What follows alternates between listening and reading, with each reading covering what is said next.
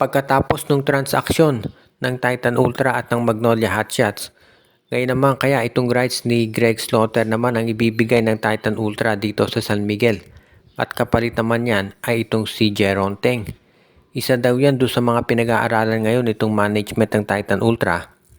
Dahil hindi sila magkasundo ni Greg Slaughter pagdating doon sa salary.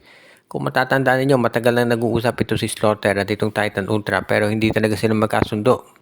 Kaya nga ngayon daw pinag-iisipan ng Titan Ultra kung ito bang si Greg Slaughter ay mas mabuti na lamang na kanila nang i-trade.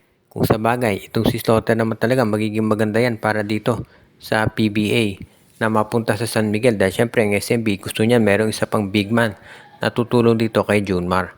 Kahit na 37 years old na si Slaughter, sa tingin ko malaki pa rin ang mayaambag niyan dito sa San Miguel dahil yan ay 7-footer. Siyempre kung ikaw ay 7-footer, magkakaroon ka pa rin ng advantage kumpara sa ibang mga centers. Kaya yan naman talaga yung hinahanap ngayon nitong San Miguel. Kung maalala ninyo, inofera na raw dati ng San Miguel ito si Greg Slaughter pero umayaw ito. At ngayon naman daw ay gusto na bumalik ni Slaughter ng PBA pero hindi sila magkasundo ng Titan Ultra. So tignan natin kung papayag ngayon itong si Slaughter dahil mukhang talaga sa tingin ko, pwede ba naman bumalik to sa SMC, no? May mga nagsasabi na kapag ikaw ay umalis sa SMC, hindi ka na makababalik dyan. Pero ngayon ay nag-uusap daw itong si Slaughter at itong San Miguel. Tignan natin kung magkakasundo sila. At sa tingin ko, pwede naman yan. Basta yung pag-uusap nila ay magiging maganda. At syempre, itong Titan Ultra, tandaan natin, independent team yan. So, hindi ito basta-basta magpapalugi sa kung ano pa mang i-offer nitong San Miguel. At yan naman talaga yung number one consideration nitong si Coach Renzi Bahar ng Titan. At si Coach Leo Austrian naman sigurado ko makikipag-usap yan dito sa Titan para ang sitwasyon na to ay maayos na. Ang TNT Tropang 5G ngayon ay naghahanap ng mga players na pwedeng maisama dito sa kanilang roster. Dahil nakikita na raw nitong TNT Tropa talaga na mas makabubuti para sa kanila kung, for example, makuha daw nila itong mga big men ni katulad ni Brandon Bates, si Raymond Almasan at pati na rin daw itong si Brandon Ramirez.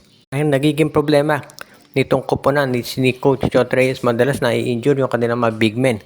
Baka hindi na naalala ng mga ibang fans, no? Ito si Poy Eram hindi naglalaro dito sa serye dahil meron tong injury. Pero nakakasabay pa rin itong TNT. Tandaan natin, hindi rin 100% si Calvin Oftana maski na si Brandon Ganuelas Roser. So, yan yung sitwasyon ngayon dito sa TNT Tropa. At sa tingin ko, yan ang dahilan kung bakit itong si Coach Chot Reyes gustong kumuha ng iba pang mga big men. Kapag nakakuha na sila ng mga big men, sa tingin ko magiging mas maganda to para dito sa TNT Tropa. At magiging mas madali na sa kanila yung makipag-match up ng sabayan sa iba't ibang mga koponan. Kaya nga sa tingin ko ito talagang TNT, isa na dito sa mga tinatawag natin na mga teams na magiging ready na pagdating dito sa matinding pakbakan sa Governors Cup. Nakita natin itong NLEX Road Warriors meron ng kinuhang import pati na itong Rain or Shine. So hindi na ako magugulat kung itong ganitong sitwasyon ay mangyayari ulit. Kung sa bagay, ito namang si Coach Chot Reyes, alam natin 100% ready yan para dito sa finals pero gusto nila siguraduhin na magiging ready na rin sila dito sa magiging sitwasyon kung saan kinakailangan nilang makipagharap dito sa ibang mga teams ngayon.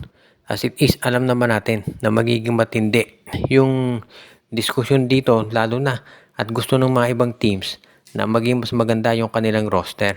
Kaya naman itong si Coach Chot Reyes gusto nang kunin yung mga ibang big man para sa kanila.